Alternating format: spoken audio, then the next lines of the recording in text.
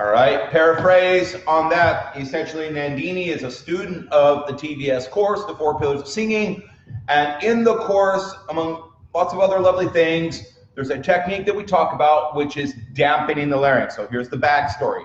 Those of you who don't know what this is, I got to explain what dampening the larynx is real quick. Dampening the larynx just simply means subtly putting the larynx into, and this is important, a very subtle, soft, lowered or settled position, okay? Not dumping the larynx, not too much. Oftentimes students go far, far too far, and they dump the larynx instead of dampening the larynx, and we want to dampen the larynx, okay?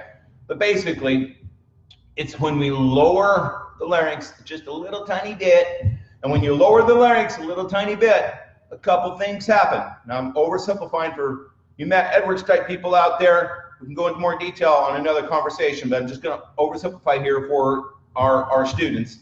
When you dampen the larynx, you increase the resonant space in the upper vocal tract, okay? You increase the resonant space. And when you increase the resonant space, you get an amplification of lower, more warm overtones, okay? So another metaphor would be if you increase the size of a violin resonant space, what do you get? You get a viola. All right. All right. So that's a metaphor. So dampening the larynx amplifies warmer, darker overtones. I'll give you an example. This is a track and release onset into a middle C without dampening my larynx. May. All right, that's not wrong. It's perfectly fine. It's just an A vowel without dampening.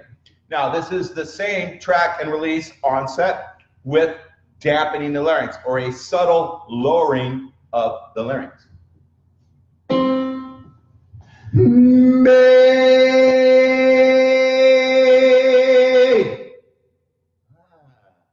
All right. Now, what we're going to do a little bit of A/B testing. A/B testing. You got your sort of non-dampened position, then you got your lowered position. Then your non-dampened position, then you got your lowered position. Listen to the difference in the sound color.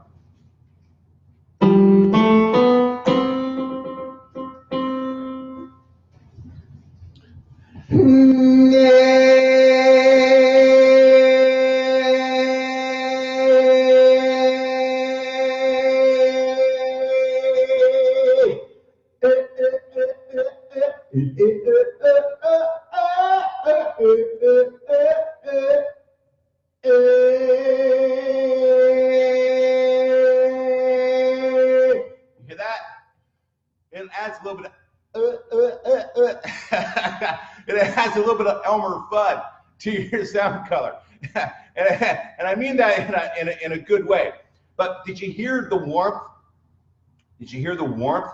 All right, that's important, okay? It can help add some beef and some warm, dark chocolate to your sound color.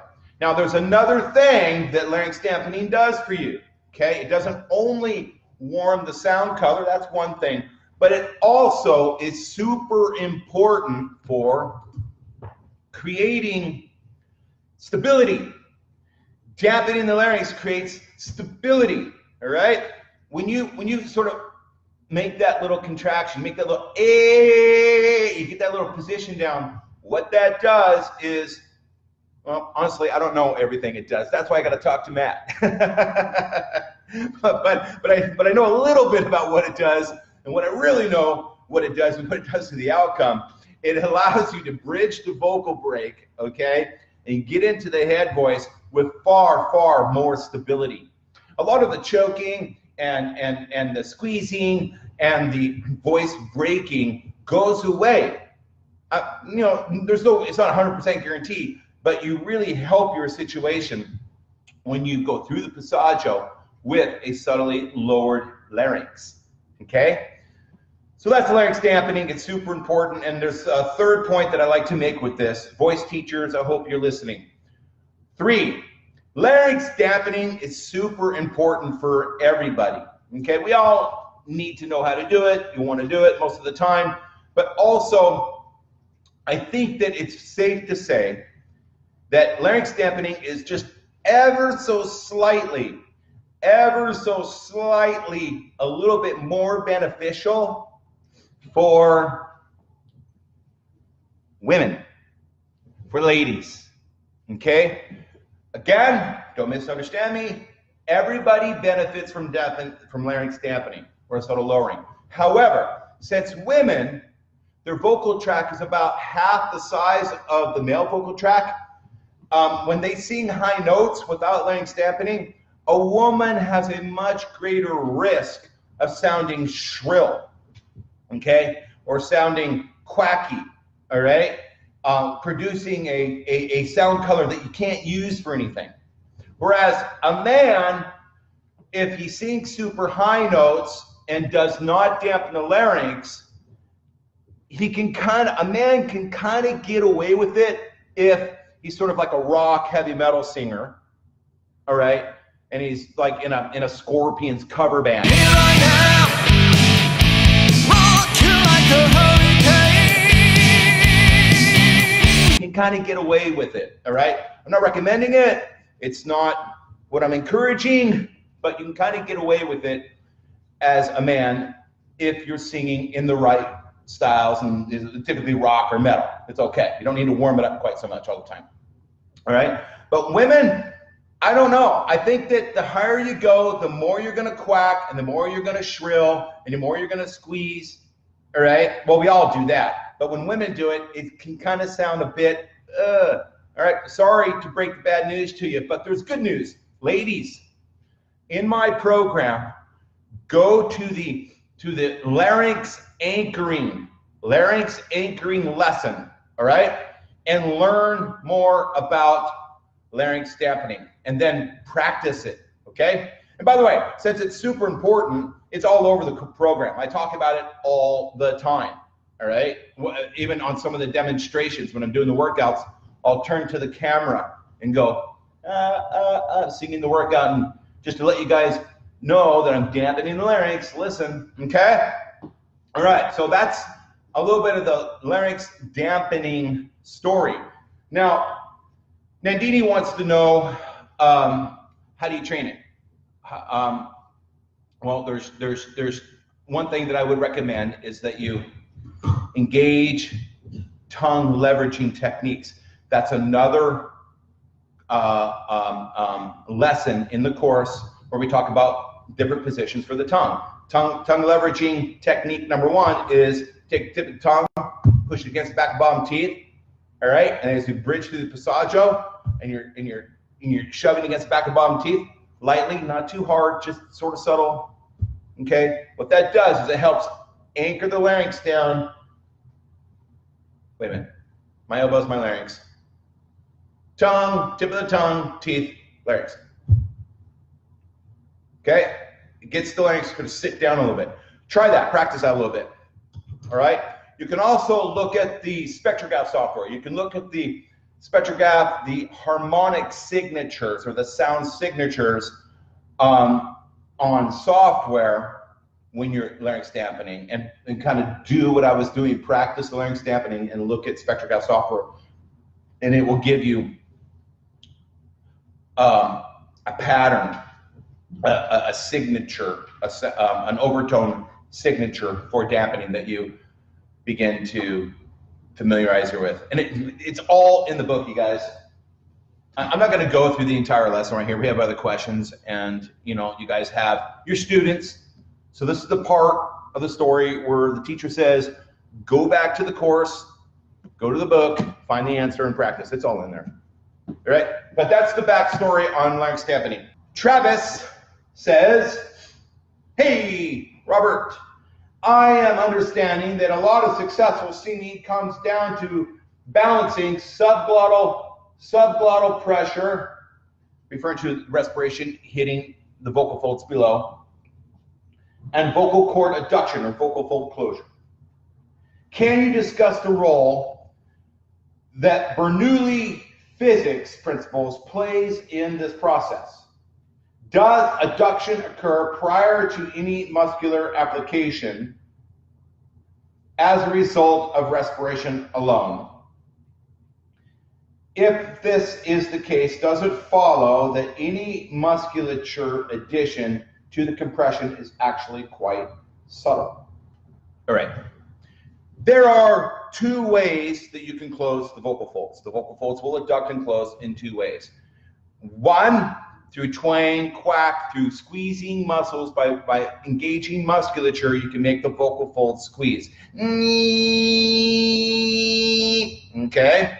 And we do that in the training and in the course and the method with the track and release onset, the quack and release onset. There's different ways of doing that. We're very conscientious every day when we're training that we can turn the mechanism. We can pull levers, okay? We can actively close the vocal folds, all right, by engaging certain musculature that we learned from the onsets, okay? And that's okay. That's one way that the vocal folds close, okay? Now the other way that is a little less intuitive to understand is the vocal folds will also come together and close through Bernoulli physics. Bernoulli physics is the study of how a vacuum in an empty space can be produced by the movement of fluids or gases. All right? So Bernoulli was an Italian physicist who discovered Bernoulli physics. And Bernoulli physics is basically what happens when you move a gas or a fluid, okay, over a surface at a certain velocity. What happens is a vacuum engages, and you end up getting, well, you get a vacuum, okay? So for example, airplane wings, okay? Airplane wings get lift. They lift from Bernoulli physics. It's not the ailerons that are tilting that make airplanes go up. I think that helps, but that's not the main thing. People think that. They think that it's the ailerons are what are making the airplane go up. Not really. I happen to know this. I sort of know a lot about aviation. My family is an aviation family. Okay. All right. Now, for singing, we can use the same physics, the same principles to close the vocal folds. If my respiration, my subglottal phonation threshold pressure is at a certain rate and velocity, at a balanced level, and it's going through the vocal folds right here, we can create Bernoulli physics, okay? And the Bernoulli physics makes the vocal folds close passively. So, twang mode, quack mode, squeezing muscles, let's call that active vocal fold closure. It's fine, Travis, answering your question. We need a little bit of that, okay? But then then there's Bernoulli fold closure, or what I sometimes refer to as passive fold closure. Just get good respiration going and your vocal folds will close without pulling levers. The benefit of good Bernoulli physics in the glottis is you get fold closure without any fatigue.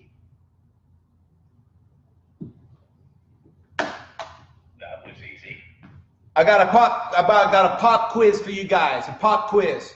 All right, pop quiz. Tell me, I want to see answers on the.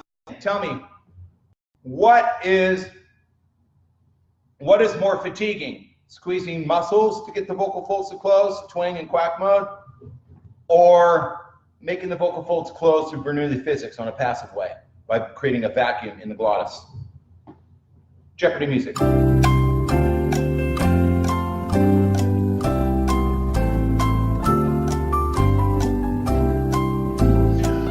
Okay, those of you that said Bernoulli physics, passive fold closure, were correct. All right, if you're squeezing muscles and pulling levers, you're going to get tired.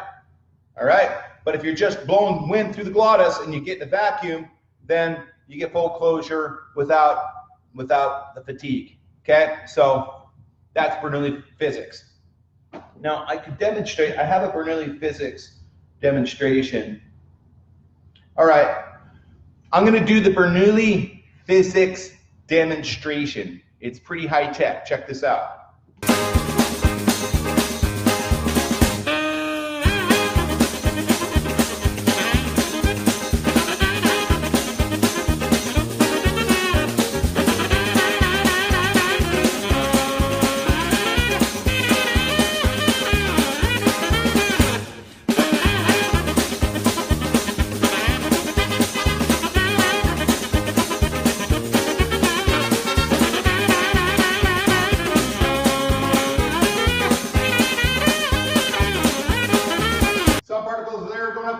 Some are hitting the sides. I'm a particle of air that hits the side. I'm a particle of air. I'm singing a heavy metal song. Here we go. Boom. Whoa, I just hit the side of my left vocal fold. I can't go straight up the middle because I hit something. What happens? I bounce out and I spin. And then I get, whoa, I get sucked in. I get sucked into the airstream. All right, with all the other guys. This movement, kind of getting dizzy. This movement of the particle of air creates a vacuum. Creates a vacuum. And that, my friends, is Bernoulli physics. And we prefer Bernoulli physics because we get passive vocal fold closure instead of squeezing muscles. To Travis's question, you want a little bit of both. You need a balance of good, healthy twang plus good respiration, which is going to give you your Bernoulli physics.